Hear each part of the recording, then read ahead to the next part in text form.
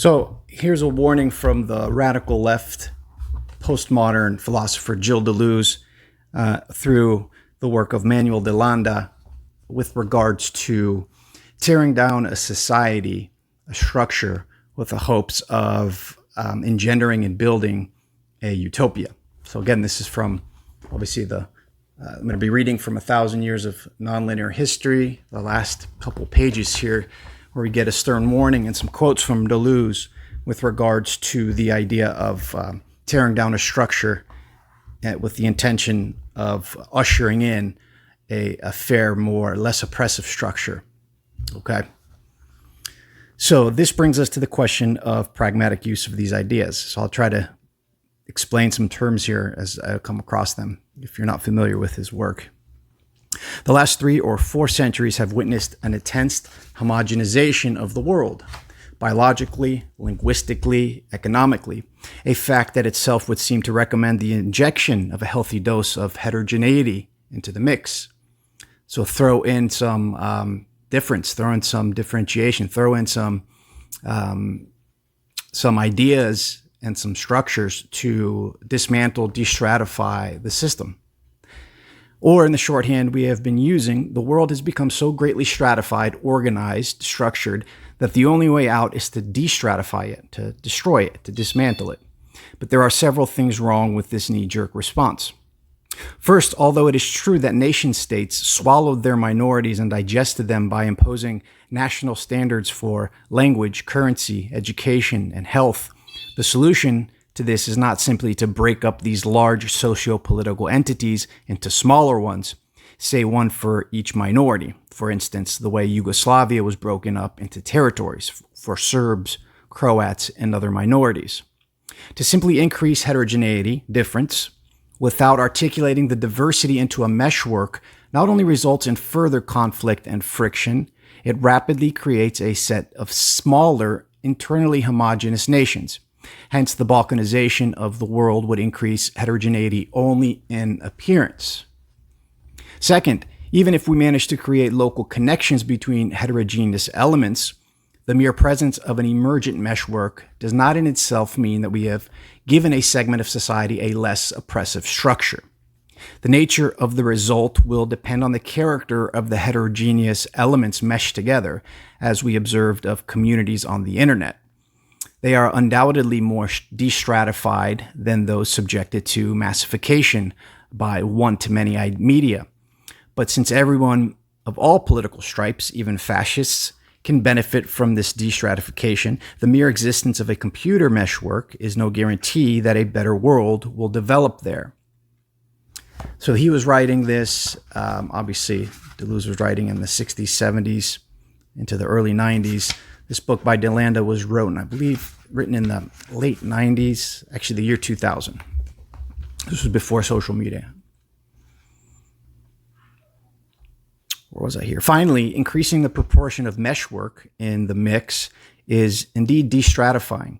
So increasing and differentiating social structures is something that will obviously take apart the structure you're looking to destratify. But we still need to be cautious about the speed and intensity of this destratification, particularly if it turns out to be true that, quote, the most destratified element in a mix affects the most rigid restratification later on. It's an important quote here. The most destratified element in a mix affects the most rigid restratification. So the forces, the most intense forces and elements in the process of destratifying a society, a culture, whatever it may be, becomes the most rigid restratification later on. So the ideas and the concepts and the tools used to break a culture down, break a society down, those become the prominent modes of being in the world, in the structure, when the new form comes into being. Here's a quote from Deleuze. You don't reach the body without organs and its plane of consistency by wildly destratifying it. If you free it with too violent an action, so body without organs are the capacities, linguistic, biological, kind of various capacities to build and create new structures new creative structures, in a sense. If you free it with too violent an action, if you blow apart the strata without taking precautions, then instead of drawing the plane, you will be killed, plunged into a black hole, or even dragged towards catastrophe. Staying stratified, organized, signified, subjected is not the worst that can happen. The worst that can happen is if you throw the strata into demented or suicidal collapse, which brings them back down on us heavier than ever. This is how it should be done. Lodge yourself on a stratum. Experiment with the opportunities it offers. Find an advantageous place on it. Find potential movements or of deterritorialization, possible lines of flight.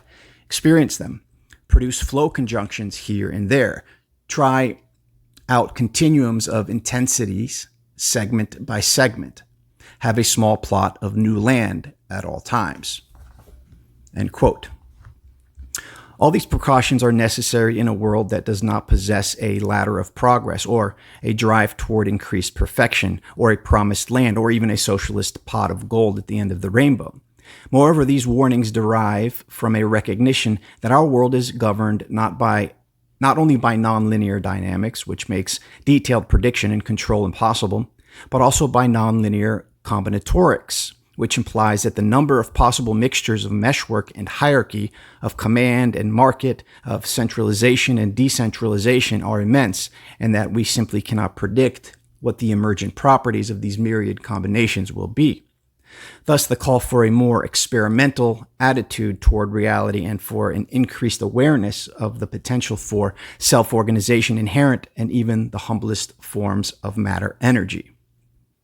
When we think that the majority of equations used in science are linear and that a linear conception of causality dominated Western thought for over 2 millennia, we may be inclined to think that our lack of familiarity with questions of self-organized heterogeneity and our tendency to think about complexity in terms of homogeneous hierarchies derive from the way we represent the world to ourselves. No doubt the entrenchment in the academic and scientific worlds of certain discursive practices informed by linear thinking and linear representation is indeed part of our problem. But to try to reduce a complex situation to a question of representations is, in turn, a homogenizing force, very much alive today among social critics. Here we have argued that both the world of objective reference and the world of labels and concepts have undergone processes of uniformation and standardization, so that both discursive and non-discursive practices need to be taken into account when tracing the history of our homogenization. In short, as our industrial, medical, and educational systems become routinized as they grew and began to profit from economies of scale, linear equations accumulated in the physical sciences and equilibrium theories flourished in the social sciences. In a sense, even though the world is inherently nonlinear and far from equilibrium, its homogenization meant that those areas that had been made uniform began behaving objectively as linear equilibrium structures with predictable and controllable properties. In other words, Western societies transformed the objective world, or some areas of it, into the type of structure that would correspond to their theories, so that the latter became, in a sense, a self-fulfilling prophecy. I'm going to finish. It's just one more page. That was pretty much the gist of what I was hoping to get across here. So today, our theories are beginning to incorporate nonlinear elements, and we are starting to think of heterogeneity as something valuable, not as an obstacle to unification. Negative and positive feedback have been added to older linear notions of causality, enriching our conceptual reservoir. Even some materials, such as fiberglass and other composites, have increased our awareness of the limitations imposed by uniformity and our awareness of the great advantages of meshworks in industrial design. In short, our theories are shedding some of their homogeneity.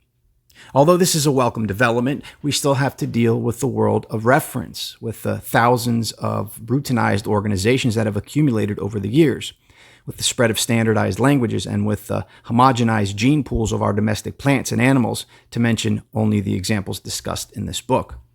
Changing our way of thinking about the world is a necessary first step.